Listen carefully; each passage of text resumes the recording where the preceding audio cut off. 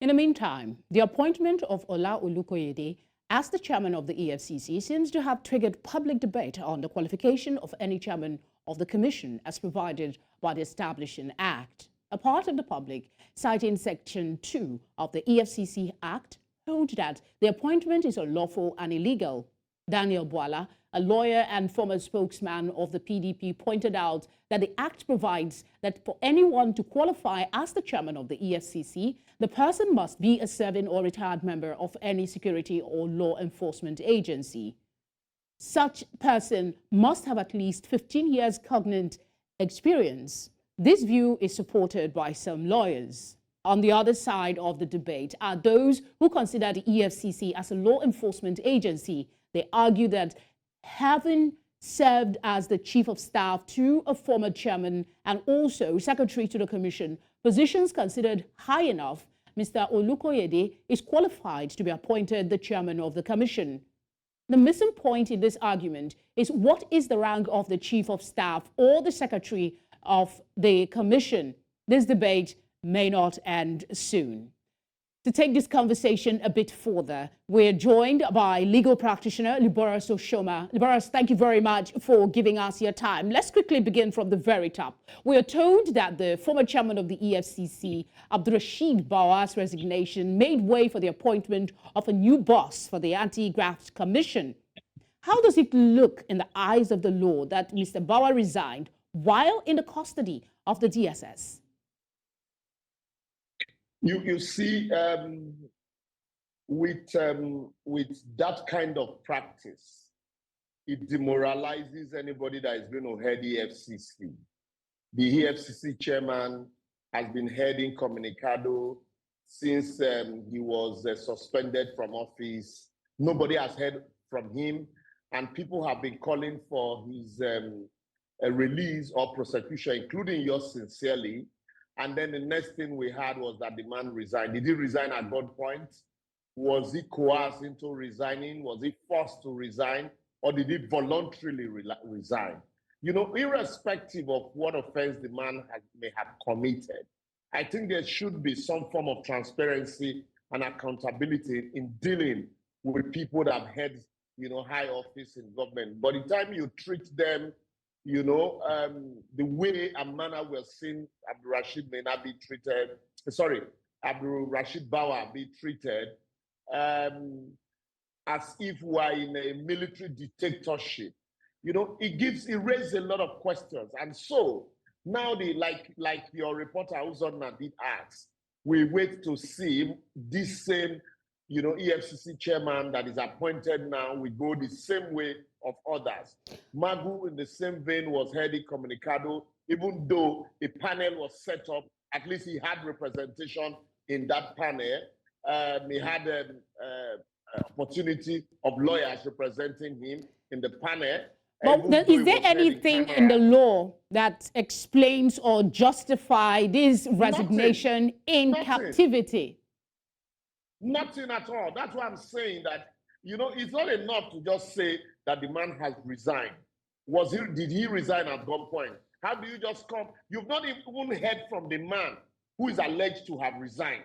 Nobody has heard from him. It is only one-sided story that you're hearing, that the man resigns. So how do you, come to me and say somebody holding such a high office has resigned, and yet I've not even heard from the man? People who want to oust him from office, no matter the offense he has committed. I'm not here to say that, Bawa's tenure was impeccable, but we have laws in Nigeria. There are laws, and laws must be followed. And all right, the moment you violate a law to enforce another law, then that cannot stand as a legal ground in law. So you don't abuse a law to enforce a law. So that's my problem here. Okay, on one side of the ongoing debate are those who say the appointment is unlawful. I'm talking about the new one now. Because Section 2, subsection 1 of the EFCC Act stipulates that the chairman of the commission must be a member of a law enforcement agency with at least 15 years cognitive experience. On the other hand, there are those who say that the EFCC is a law enforcement agency. In fact, the federal government has issued a statement, the presidency rather, has issued a statement on that regard. So working, that takes care of that provision. What do you see in all of this? Look, I think the presidency should not start their tenure on illegality. There's enough illegality going on in the land already. There is no justification. When even Rashid was appointed, a lot of us also kicked against his appointment. The fact that, yes, the boy had been working in EFCC, you know, he was of the EFCC Course 1, but he did not meet the criteria for the chairmanship position. He does not have, even though you could say his position at that time was higher than that, or the equivalent of that of an assistant commissioner of police, but he didn't have the required number of years, 15 years.